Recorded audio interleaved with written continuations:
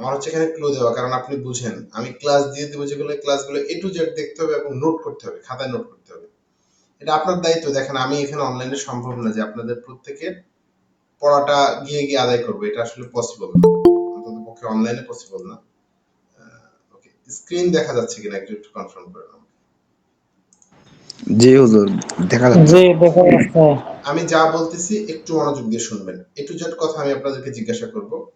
আমরা ইলমুন নাহু কেন পড়বো? সহজ কথা, বাংলা কথা। ইলমুন নাহর ইতিহাস জানতে চাইবো না আমি আপনাদের কাছে। কেন পড়বো? এই পড়ার মাধ্যমে আমি কি শিখবো? এটা আপনাকে আইডেন্টিফাই করতে হবে। তো বিষয়টা হচ্ছে আমরা এখানে এক কথা বলে দিয়েছি। আমরা এটা শিখে প্রথমত এই যে এখানে জবর দিয়েছি কেন, এখানে পেশ কেন দিয়েছি, এখানে কি দিয়েছি, জেড দিয়েছি, এখানে পেশ দিয়েছি, এখানে জবর দিয়েছি, এখানে শেষ অক্ষর, এটাকে বলা হয় আওয়াখিরিল কালিমিস সালাস। তিন কালেমার শেষ অবস্থা। কালিমিস সালাস মানে আরবির সব শব্দ হলি। কালিমিস সালাস বলতে আপনার ভয় পাওয়ার কারণ নেই। মানে তিন কালেমা সিম্পল